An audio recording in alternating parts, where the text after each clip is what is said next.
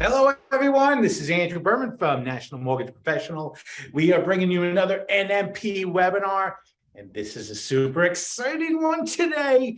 I'm here with my buddy, Alex Kotsichin. Perfect. After 5 years, you're just nailing it, man. You're just nailing it.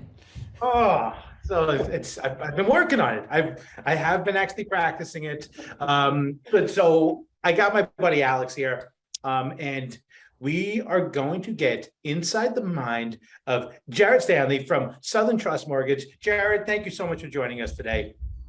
Yeah, thanks for having me on. Really excited to share and to learn more. I mean, it's all about community, right? So everything that we're doing, we're learning from each other. We're building awesome stuff. I'm not by myself. Got the marketing team behind me in case you see some folks behind me. This is all the way live. So we are ready to share and learn a whole lot today. So thanks for having me on. I appreciate it, man. Listen, obviously this is it's just very generous of you to take the time out of your schedule. Jared is the CMO for Southern Trust Mortgage. Obviously, a big fan of Sales Boomerang and Mortgage Coach. So that's what we bring you actually here today, so we can learn a little bit about what you guys are doing, why you guys are having such success, and of course, Alex, take it away. And wait, hold on for a second before we get started here. Please, everyone, do me a favor. Just shut your phones off. If you know how we roll, we're going to be a tight hour. We're going to keep this focused, but just give us an hour of your attention. I'm shutting my phone off right now. And the way these work, we want your participation. The way these things always tend to be really successful is if you participate in polls, ask questions. We've got some great experts here, so let's make use of it, and let's dig into sink or swim. Love it. Love it. Thank you so much for the introduction. Great to see you, Andrew. Great to see you, Jarrett. Look, welcome, and we're pumped to have this conversation. This is timely. I know you guys know this is timely. So just like Andrew said, get involved, ask questions. This only gets better and better when you ask questions, because there's a question you have that probably 100 other people on this call have. Ask it, right? We'll answer it. We'll answer it for all, and that's how you build a community. That's how you move up, right? We raise everyone up. So look, if I'm sitting and I'm looking at the screen right now, I am focusing on the key takeaways, right? These are the things we're going to be covering with you today. These are the key things you should be focusing on, right? Best practice using technology, helping your borrowers understand the right loan options just for them, and learning to drive agent referrals. You guys are going to hear all of those things today, and you're going to hear us come back to us and say, hey, remember, this is about the agent referral part. This is about getting understanding for consumers, making sure your borrower is making the best decision confidently, and how do you use your technology to pinpoint. So you're going to hear us come back to these things. And remember, we're going to do that. So take notes, pay attention. As Andrew mentioned, we got Jared here, CMO of Southern Trust, co-founder and chief visionary officer here at Sales Boomerang Mortgage Coach, and everyone knows you, Andrew. I say we dive into it so we can actually get into the meat of this. And look, if you're listening and for some reason doing some other work, we're going to call you out and just be like, hey, stop for a minute, look at the screen, take some notes, forward this information to somebody right now because it's super relevant. And so we're going to shake you up. Every time we think you may not be looking, we are going to shake you up so you can take a look. And this is one of those slides right here. Jarrett, let's turn this over to you. Give us a little bit of insight of who Southern Trust is and why everyone should be paying attention to what you're about to say. Yeah, Southern Trust is a fantastic lender, and I'm not saying that just because I work there. I've been in the mortgage industry for over 20 years. I've been privileged to be part of a lot of great leadership teams. I love calling Southern Trust home. It's a fantastic place, and as you can see, I joined in 2016, so that's really my benchmark for where we're looking for things to go. But Southern Trust has been around for over 20 years. So as far as the current market climate goes, this is not our first rodeo in terms of a recession. So it's a company that has weathered storms and has grown through tumultuous times and through bad times and through good times. And in 2016, obviously, we saw 350% gross production growth. So that is something to be celebrated. I think, obviously these numbers are reflective of the amazing time that we've had. Obviously this year looks a little bit different for most people on this call. However, the focus really has been on sales team growth, right? For us, we have wanted to grow the right way, grow with people who we believe match our fundamental DNA. And that's where we're getting these production numbers from, is honestly from supporting retail by having strategy around the way retail loan officers can interact in their communities, can build relationships, and can establish themselves as that subject matter expert. And it really does come down to the stack that we use, right? So when we talk about these things, this is not me saying these are the things you should go out and immediately license, okay? But what I'm saying is there should be what I consider really the trinity of what you should be having as far as a tech stack goes.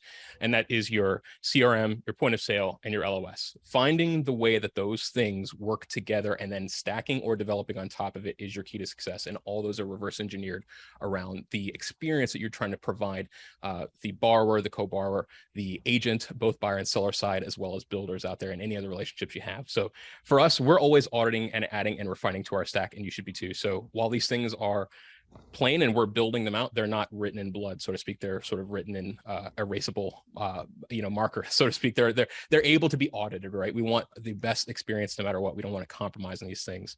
Connectivity and customization equals speed and context, and I'll talk about that here in the next slide here in just a second. But this is the core stack. It's not the end. So obviously we've got Sales Boomerang on the call, Mortgage Coach. There's a number of different vendors out there who can supplement your core stack, who can even be a part of your core stack. And I would really encourage you guys to take a look and measure what is need to be built versus what needs to be owned in-house and or licensed, and find those right partners to engineer that customer experience that you're really looking for.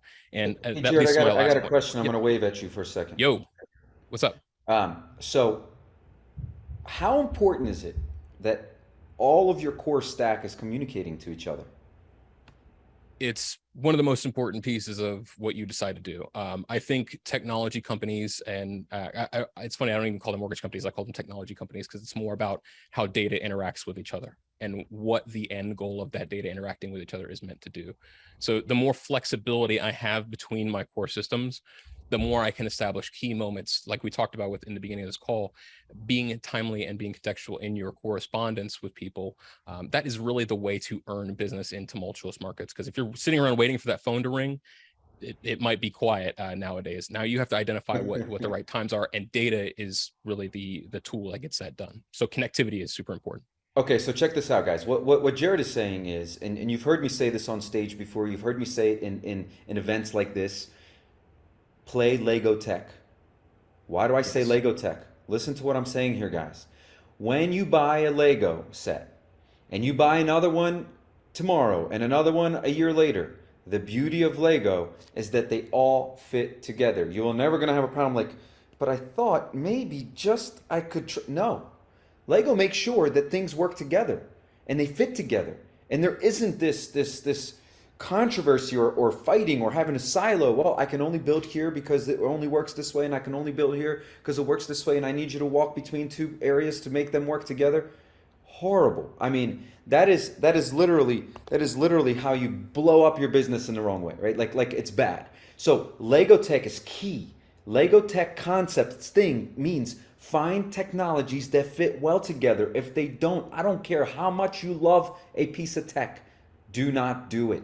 Or change your tech stack. Make sure it all fits with that one. If that's the key, if that's the cornerstone, you got Total Expert, Simple Nexus, Fiserv, all right? That is Jarrett's, that's the base, that's the foundation. What goes on top of that foundation? So key. Jarrett and the team will never, ever pick a piece of technology that doesn't play well with these, period. They just won't. And that's what continues to create the ability to grow and have this sort of scalable process, because you don't have this fighting going on, right? I'm not talking about physical fighting with people, although that could cause it, but I'm talking about fighting between philosophies and technologies that are saying we do things this way. No, well, we do things this way. Well, you need to make sure they communicate together, and it's not a little thing. And Jarrett and I could probably sit here and take an hour just for that, but this is not a little thing. So just pay attention to how you choose your technology partners. All right, go ahead, Jarrett. Yeah, it is a really big thing. And when you think about it, yes, you may be able to license something that you believe solves a small portion of a problem, but you really need to identify what is the opportunity cost of this. Because never forget, I've rolled out dozens of pieces to technology to loan officers, and every time you do that, you forget that you're working with the CSM of those companies, you're working with their customer service, you're working with the tech stack, but the loan officers aren't. So a lot of times you're asking people to take on a really heavy mental and time burden to, again, adjust their mentality of how they do their workflow. People only have but so much of a tolerance for change inside of their workflow before, it ends up being something that they just will forget. It's too much, right? So you need to have your core items in place. Really think long and hard before you change a core item. Now, other things can be more experimental, but like Alex said, the Lego philosophy is a great one, right? Like, how can I make my technology modular to work in the largest place possible? That's why, like, our team, we serve, all across the country. We serve multiple states on the East Coast, and we don't have 30 people on our marketing team. We have to build technology that scales out so that we can be lean, but we can also focus on content that moves the needle without having to constantly duct tape technology in the background. Stuff is super important. So for us, again, yeah. I'm pardon the interruption here, but I'm just, so how do you find, because obviously, listen, it would be great if there is, a way, like a Lego stamp of approval, where we know actually these systems can kind of talk to each other. Listen, we know Sales Boomerang, works very well with other systems, but how do you find out before it's too late what systems are going to work with your current tech stack? So if you say, hey, this new widget came out, we want to add it. How do you actually, to do the testing to make sure that that new widget is going to fit in your current tech stack? It's a really great question. So fortunately, I will say most companies who are worth their salt, whenever they roll a new piece of technology, one, you're not going to surprise you with it. They're going to come with documentation. They're going to come with an iteration rollout. So I'll give a shout out to Tool Expert, who are partners with us. They have a summer, spring, fall, winter release, and with those come beta programs. With those come documentation. But Sales Boomerang, to their testament, every time we've ever utilized their platform, and when we've licensed their platform before, they said, hey, here we talk with those people during the implementation period, and we say, here's our current tech stack. Do you have an API? Do you have a database connection? How are these things going to talk? That should be a question that you ask people when you are vetting these softwares. Do not assume that everything is going to automatically talk with one another. Now, to most people's credit, companies out there like Sales Boomerang, like Mortgage Coach, they build their products and they build their rollouts with connectivity in mind. And that is super important. The more they roll out things that have connection into CRMs, or at least have an open API, that way, if you need to have some tech support to make these connections, they're at least available. I would say the vast majority of these companies, you need to make sure they're connected to your CRM, and you need to make sure they're pulling from your LOS. And those three things have to live in harmony. The data has to be true, and it has to be true in a very short period of time for the syncing. So when you're asking potential partners, talk about, here's my CRM, here's my LOS, here's my POS.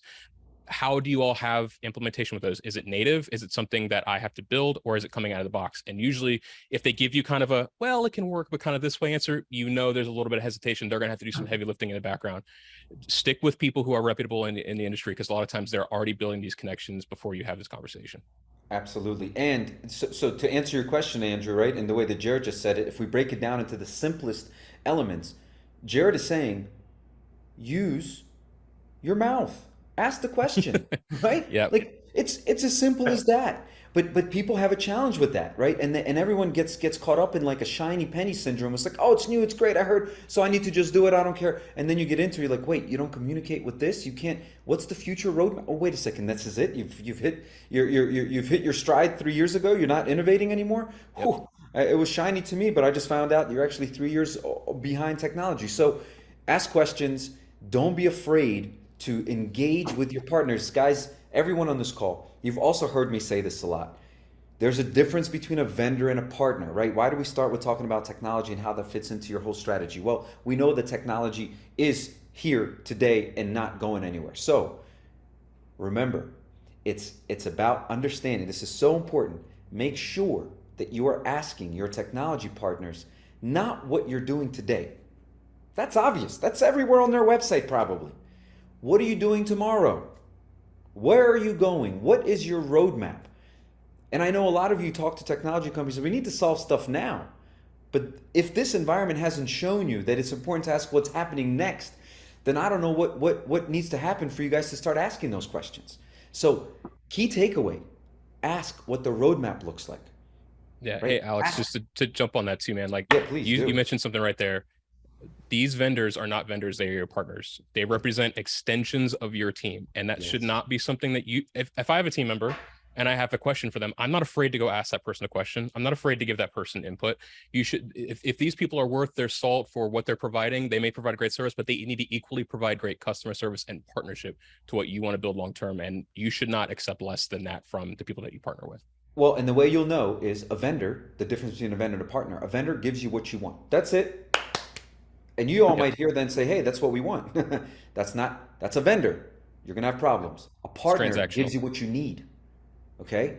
That's a partner. That means a partner will challenge you, ask you questions, be like, whoa, whoa, whoa, I know, but what about this? We have 270 plus lenders that disagree with this, with your concept. Have you thought about this, right? That's what a partner will do. So keep that in mind. Let's jump into this poll. This is so important in this environment, especially. It's important in every market. Why am I saying this environment? It's important in all markets, doesn't matter. Are you getting to your borrower before they go to the market? Now, I know this is a poll question. Do we have it popping up or populating somewhere for everyone? Give me 30 seconds here. We'll have Awesome. it. No problem. We'll fill the space with some important things. Hey, I am noticing, and I owe everyone here a great round of applause. Lots of questions going into the Q&A section, and the team is doing a great job responding to them. And if anything we haven't responded to, and we need to respond to, please bring it up, and Jarrett and I and Andrew will respond to it live if it's not getting answered in the Q&A. And don't be afraid to put things in chat, right? That's another place that everyone can see the questions if you guys want us to have sort of a little bit of a discussion. But in the meantime, while Andrew's looking for that poll question and the way to populate the poll, if we don't get it going in the next minute or so, just throw your answer into the chat. Put 1, 2, or 3 in there, right? Like, are you getting to your borrower before they go to the market? Yes, most of the time. Most of the time, no. I don't even know. How do I even know? How am I supposed to know? Oh, I love it. Here we go. Yeah, keep throwing him in there. While Andrew's doing this, keep throwing him in there. Lots of 1s and 2s. We got 1s and a halves. Keep them going. Keep them going. Hundreds of you on this call. Hundreds. So please, I'd like to see hundreds of answers in here so we can scroll through this and see. Lots of 2s, mostly no, some 1s. Patricia, I'd love to hear how you know you're doing that. Anne, amazing. Pamela, fantastic. There's another 1. Had we had the poll up, I would have imagined most of the answers would have been, oh, here we go. Let's get them in there quickly since all of you had time to think about. Let's keep this up for 30 seconds. Yes, no, I don't know. Yes, no, I don't know. And look, the more honest you are, the more we can expand on best practices, right? So my prediction, Jarrett, I wonder where you stand with this. My prediction, mostly no, and I don't know.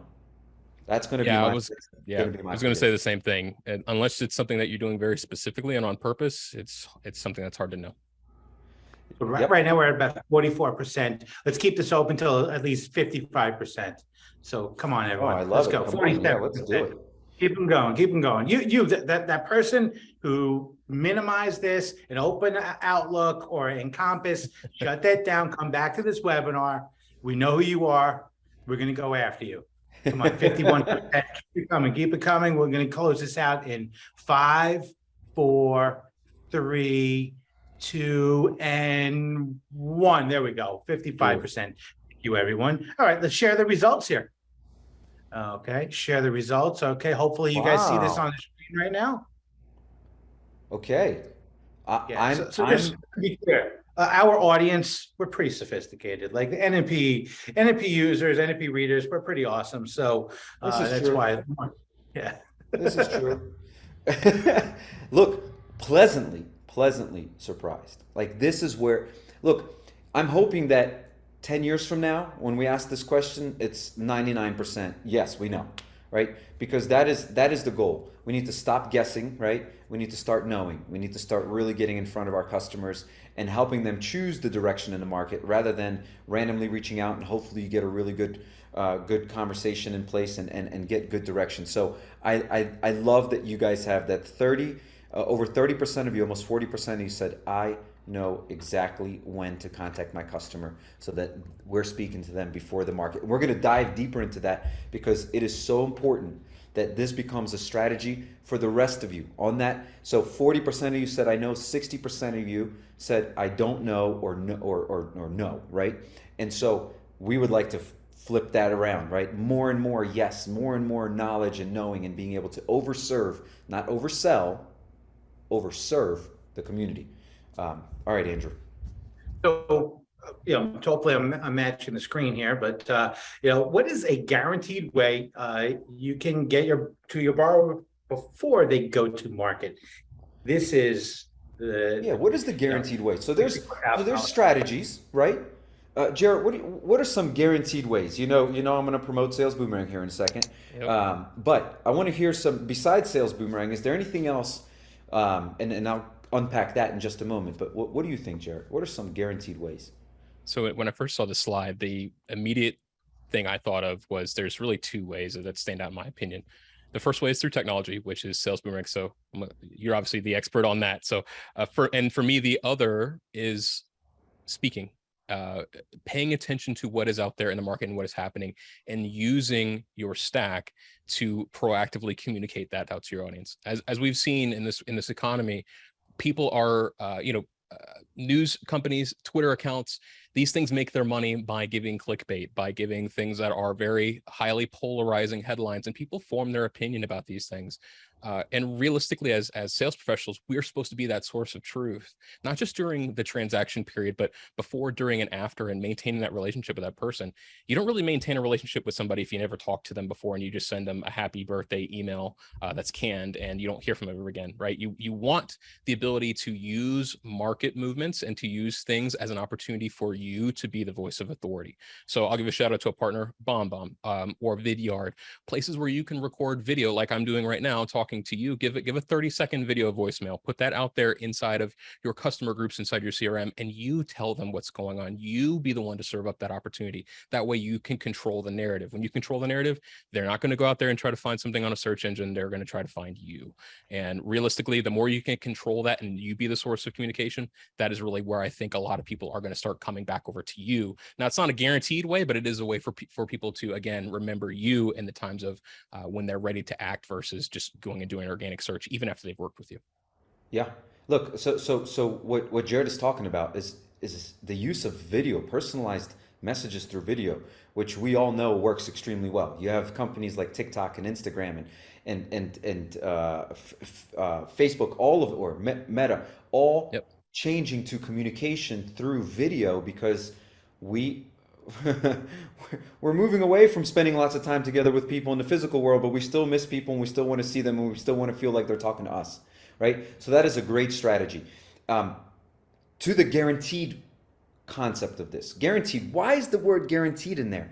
Guaranteed is in there because you want to be there for your customer first. Why? 79% of consumers will still go with the first person they speak with about a mortgage. Think about that for a second. Nearly 80% of people will just go with the first person they speak with. Well, you want to be that first person. And so this is where a partnership with a borrower intelligence system like Sales Boomerang, and look, people are on here. I want to make sure you guys understand. Not only are we sponsoring this and we want to bring intelligence to this, but when you have something that works consistently over and over again, we want to make sure that you guys are hearing it, which is why we're constantly presenting this on different platforms. This is a guaranteed way. Sales Boomerang guarantees you the ability to talk to a borrower before the borrower goes to a market. How?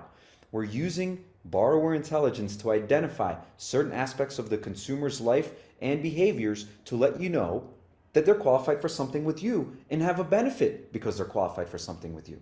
And so you're getting to them. I'll give you an example. You have a borrower that comes in and they want to buy a house and their credit denied. You had to get a great referral from a realtor. They come to you, you pull their credit, they're disqualified, your realtor's angry, the borrower is upset. Instead of saying good luck, you're saying, look, we have intelligence in we're a smart lender. And so the moment you're qualified, we're going to call you. You don't have to call us. That is an example of getting to the borrower before the borrower gets to the market. Because I promise you, if you send them away to go fix their credit, which they will, 40% of consumers will fix their credit in the first 12 months. Think about that for a minute. Everyone you've ever credit denied, if you're not talking to them within the next 12 months, 40% of them will get a loan with somebody else. It's just, we have the facts. We have the data to prove it. So that is a perfect opportunity to get to the consumer before they get to the market. And guess what you've just done? You've delivered good news. You've turned a bad situation into a very positive situation. Okay, that is how you want to guarantee yourself the chance to be in front of your customers. That's just one example. We're going to get into more examples here in just a second. So what exactly are we talking about, right? This is what most lenders' databases look like, and almost every, if not every, realtor database looks like this. We don't know. Your agents, by the way, are struggling. They truly are. They have no clue how to follow up and when to follow up on people, and they have less of retention, less repeat business than the lending industry does. Okay, this is what the top financial technology companies in the world have. They have access to information about their customers and when to contact them, right? This is what Sales Boomerang Mortgage Coach lenders have. Not only do they have access to the people in their customer base, not only do they have information about when to contact them and what the value is, and they're getting to them before they get to the market, but they're also presenting the information better than any other form in the market today. And that is all about building that trust. We have gone so far away. If you go back 100 years, you would come into a bank and they would know you, you would trust them, they would trust you, you would make a handshake, they'd give you a loan. We've gone so far away from that trust relationship into a spam, sales, advertising, nonstop pressure. Are you in the right loan? Let me force you into a conversation. Hey, I sent you 15 pieces of mail. I call you. You say, great, I can help you, but wait a second, prove to me that you're still qualified for this loan. And now I got to jump through hoops and all of these things. And so how do we break that current wall that's up? I don't trust you. You're going to need to prove to me that I should trust you. These are the steps. These are the steps to proving it. When you're reaching out to the consumer with value for them, not, I need to make sure my bottom line is met, not, this is my favorite, and I saw this on a tattoo on a barber, okay? This is the truth. On a tattoo on a guy's wrist, it said, passion over profits, or purpose over profits. When financial institutions start to put their customers first, and they prove it, they don't just say it, they prove it, because they're calling and saying, I can save you some money right now. I know it's not the best thing for me, but it's the best thing for you.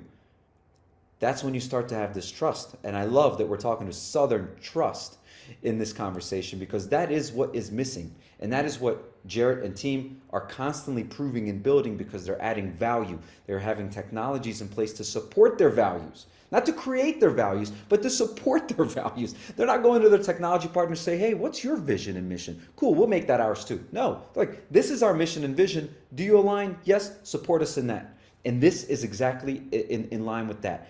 To get to your customers before they get to the market is so key. Jared, I see you shaking your head yes a lot. Anything you want to add to that?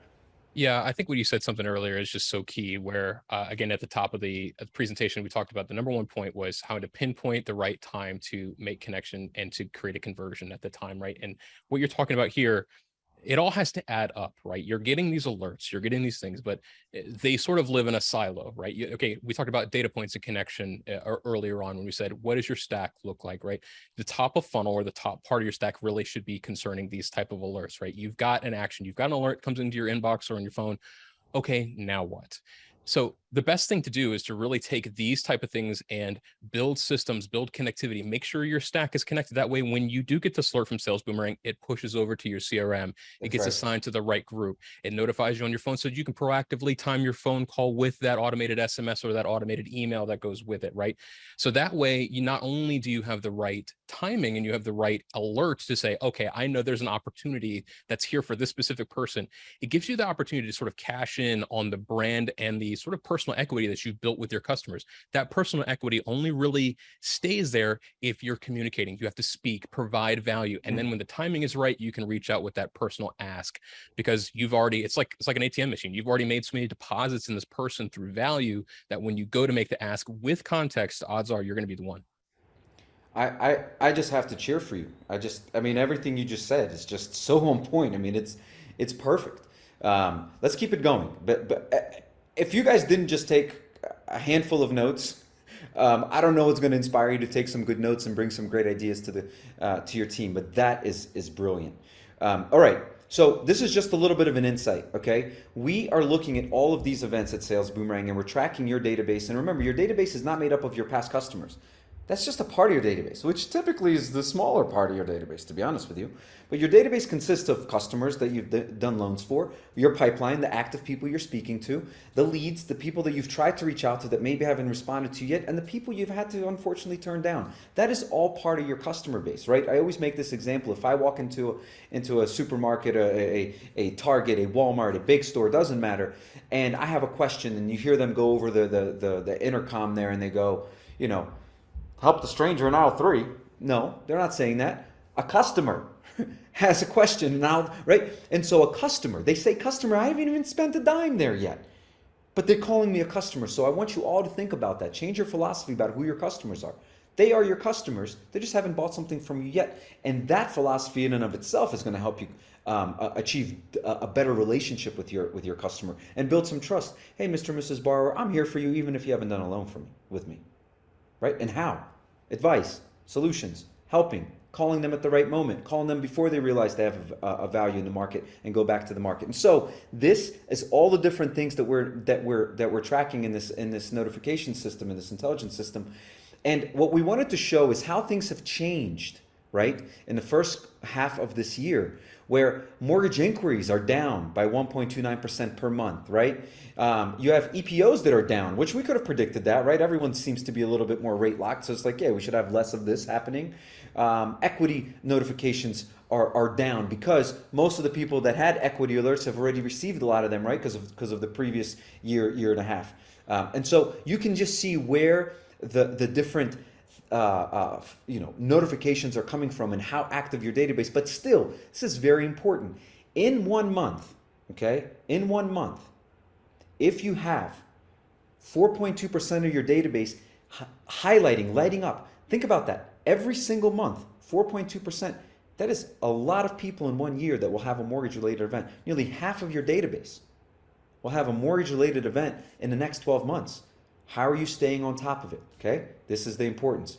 This is one more thing to drive this message home. When you do have these events, this is a month in the life of getting borrower intelligence. This is key. All right, this is important for you. You're all asking right now in this very moment, and Jared, I want to get your take on this. And by the way, right after I finish this, we have some incredible strategies that we're going to share with you about what your team can be doing right now in this environment. They're going to be presented to you through a video recording by Dave Savage. He's got some incredible case studies and strategies that he's gotten from interviewing top producers, $200-300 million producers, and what they're doing in this environment to win. So stay tuned, don't go away. You guys have to see those strategies that he's about to share with you. So in this example, what we're looking at here, and again, Jared, I want to get your thought on this in just a second. Every single event that this lender got in the first day of turning on Sales Boomerang, okay, these are all reasons to talk to your customer. In 2020, 2021, many of you were avoiding conversations because you were on phones with people that wanted to do deals. And so you just avoided lots of other conversations because it would have been too much work. And it was raining deals, so I'm not taking the time to talk to anyone. This is not a year of volume. This is a year of conversion. What does that mean? Conversion means conversation. Lots of conversation. Lots of conversation. If you don't feel like talking to a lot of people that may not be ready to do a loan right at this moment, you're in the wrong industry right now. It's about conversation. It's about patience and trust. Okay? It's very important. So the importance here is having relevant conversations with people. Every one of these events is a relevant conversation for the customer.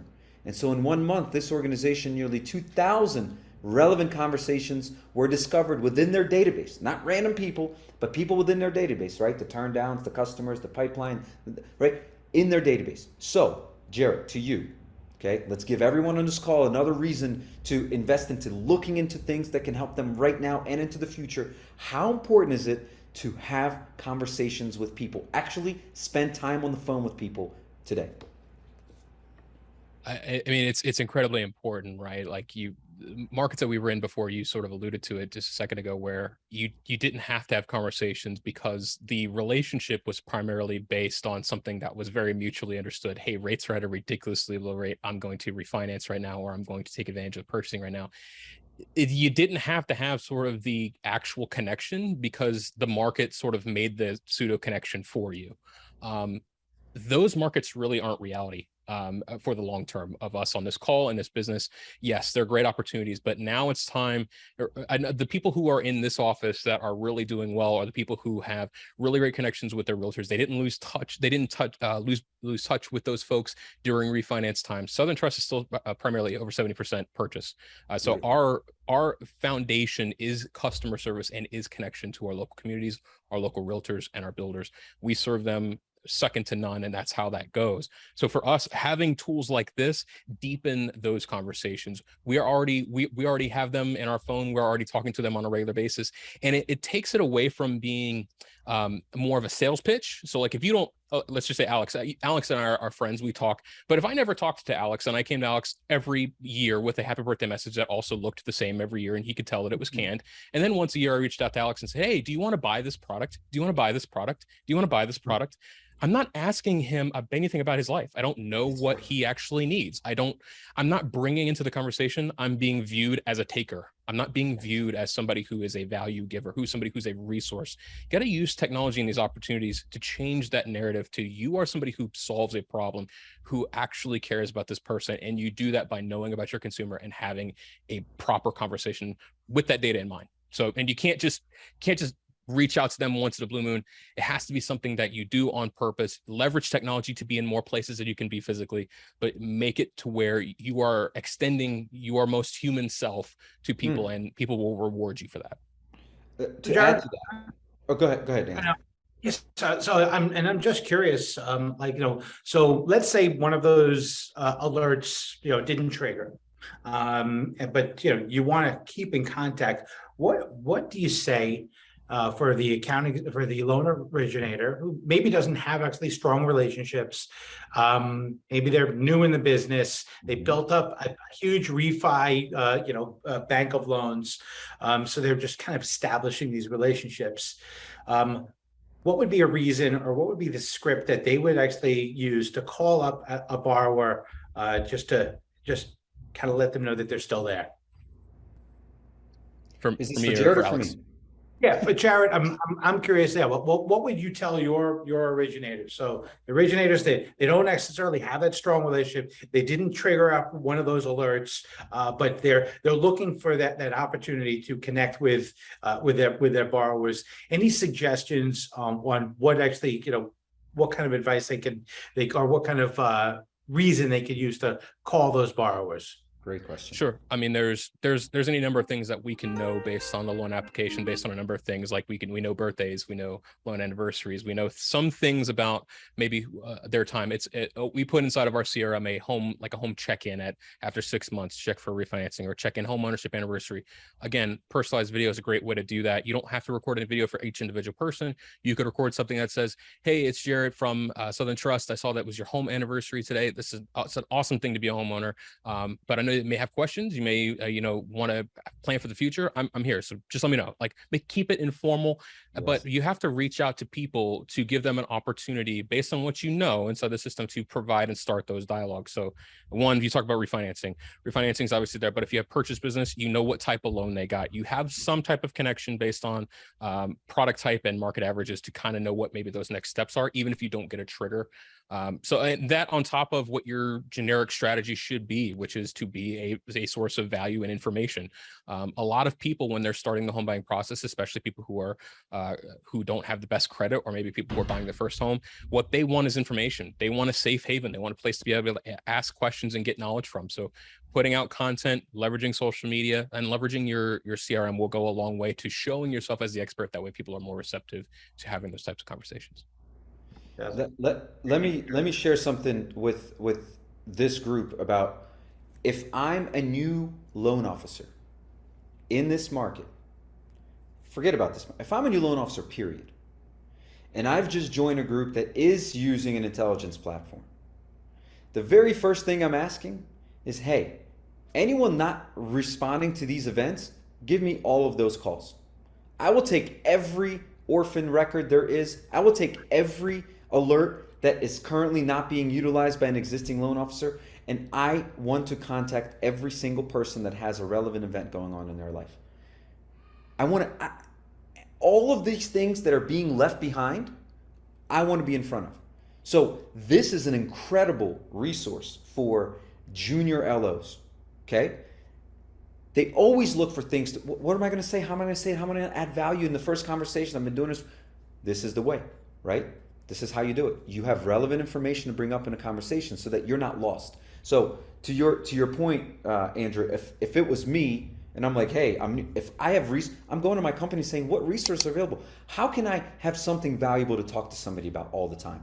Give me something valuable to talk about. Cold calling is a great way to practice your skills, but I want to do a cold call with a value add. Can I do that? Is that possible? Right? And that's what I would be doing. And you're going to get so much more production out of a junior LO that's got relevant conversations than just asking them to come up with something. Ask them if they're thinking about mortgage, right? Like just ask them. No, give them value. So driving forward on this, and then we got some strategies coming up for your loan originators and best practices and how to inform, right? Remember, one of the key takeaways is how to get your borrowers to make confident decisions, right? Good decisions for them. We're about to get into that in just a second. But this is to drive a little bit further on what Jarrett was talking about, which is right now, supporting your referral partners is key. And an intelligence platform is the most powerful way to support your referral partners. Why? Here's an example. It's a real example. A realtor with less than 1,000 records, which most of them will have less records than you, an agent with less than 1,000 records in their database. Remember what their database is. It's made up of the same people as your database, right? It's people they've done loans with, people they're talking to, and people they couldn't have helped before. So if someone's had, this is a real example, almost 900 records, in a single month, you, as an organization that could ingest those records on behalf of your agent and say, hey, we're in this together, let's help our mutual clients together, you will be able to refer more business to your agent in a month than your agent probably refers to you in a year. Truly. Well, nice. There we go. We got new stuff coming up. So how? In a single month, out of almost 900 records, you would have 27 referrals to give to your agent. Are all of those purchase related? No. But they're all mortgage related. And 30 to 40% of them, in this market, even more, are going to be purchase related. You will literally at least double your agent's volume by giving all of the opportunities and sharing the referrals right back with your agent from their database. So it's key that you don't just use your technology for yourself, but you're also sharing your value, sharing your technology and the benefits of your technology with your referral partners. Very important. I just want to make that clear. You have the ability to help your referral partners with your tech stack. That's often missed. It's often like, hey, this is for me, you figure it out. No, not right now, and not moving forward either. Like, we're in this together. I'm investing in this for our mutual clients because you're going to refer business to me. That's our clients. We're in this together. It's like a little marriage, and this borrower is very important to us mutually, right? And so share your technologies, share the benefits of your technologies with your partners. Very, very important. All right. Yeah, Alex, real quick, man. That is such a valuable point. That is how Southern Trust has acquired a lot of market share. And I don't say this lightly. One of the points I had before was value beyond the mortgage. Everybody does mortgages. Everybody brags about how great their ops are. Everybody brags about their closing times. That's not something, that's not a real value proposition. It's nebulous, right? If you can give value beyond the loan, then that includes things like technology stacks, includes things like automation, how you build out your CRM. That is something that that fills a gap with a lot of builders, with a lot of agencies out there. Go pitch that as a part of your offering. You're not just the mortgage. You are the key to acquiring, converting, and doing more business. Love that. Love it again. All right. So, Andrew, I don't know if you want to hit this question or we just want to jump into some of those recordings. So, how can we make the borrower feel 100% sure in their mortgage decision?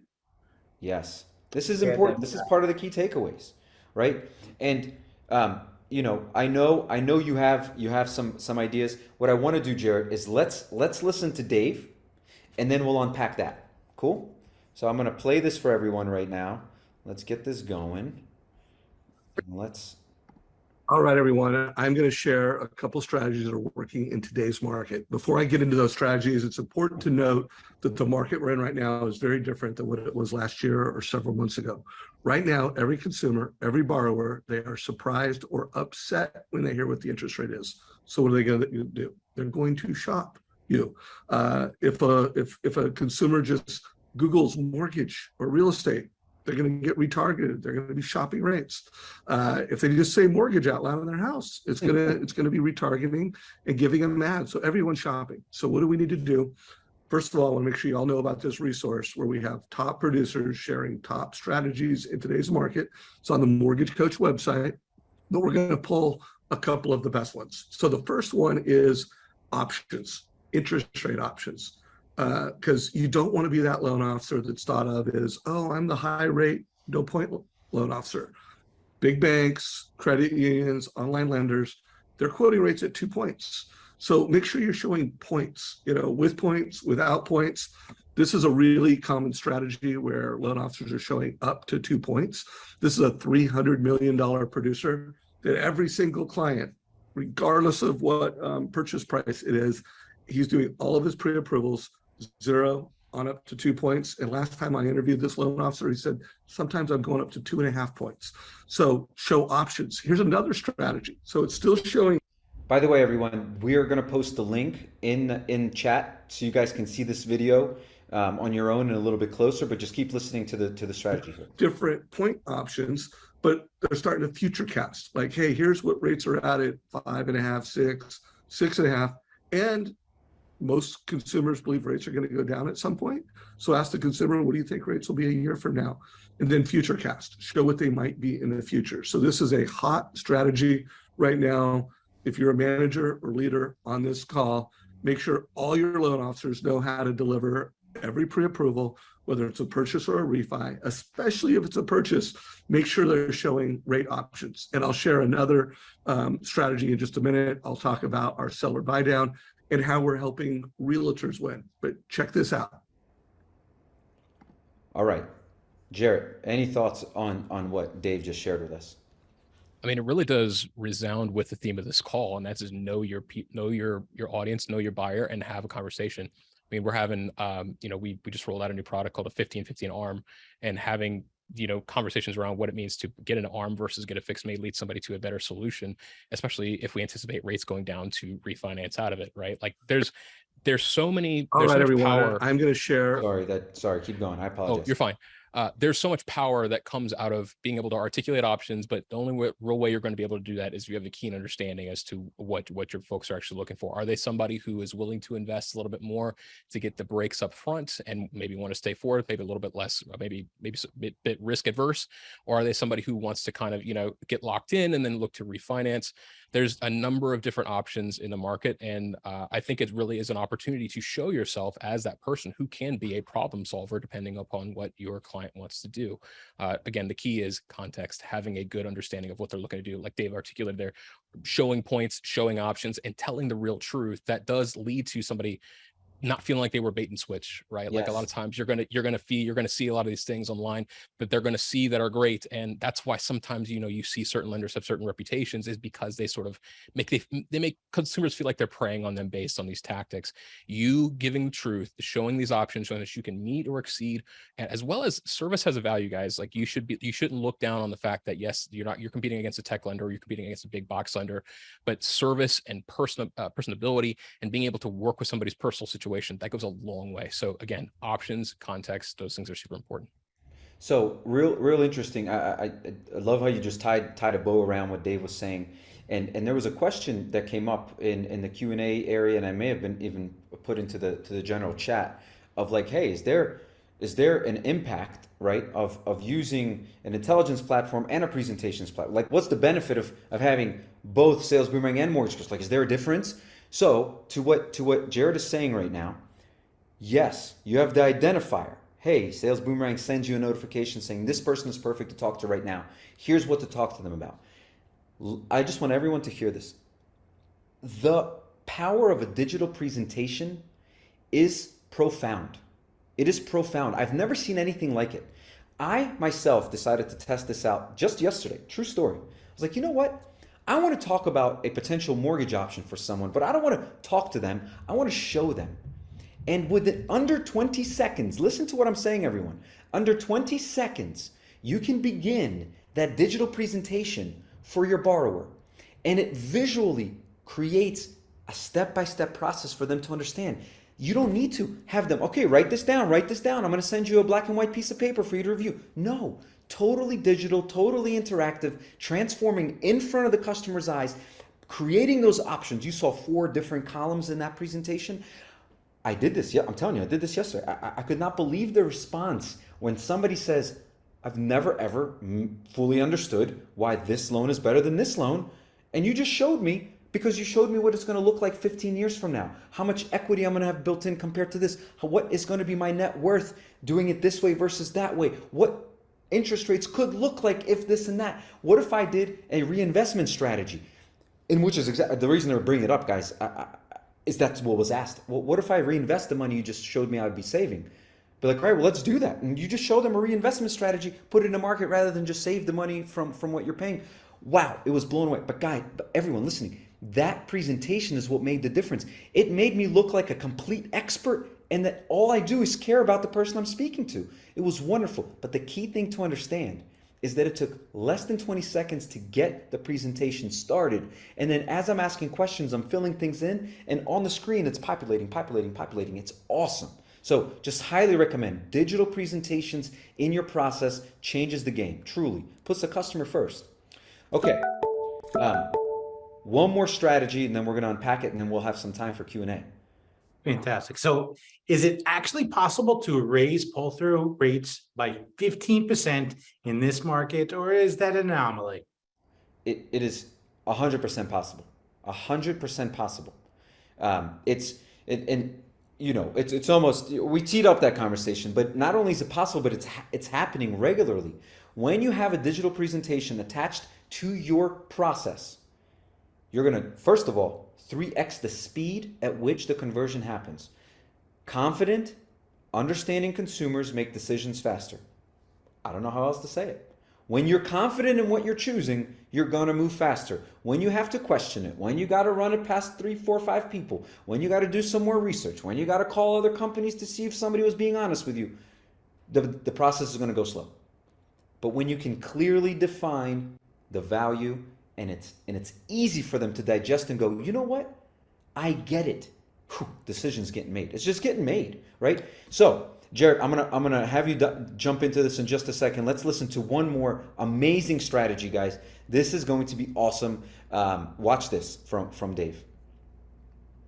All right, here's the next strategy. So first of all, it's important that your loan officers are not quoting rates like it's 1989 and they're giving fee worksheets. In order to do this seller buy down strategy, or even the purchase options with different rate options, or different, it could have been different loan amount options.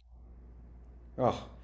All right, here's the next strategy. I was trying to zoom in for you so you guys can see the screen, that your because loan it won't go officers full are screen, not quoting but I rates apologize. like it's 1989 and they're doing giving fee worksheets. In order to do this seller buy down strategy, or even the purchase options with different rate options, or different, it could have been different loan amount options. It could have been different down payment options, different purchase price options.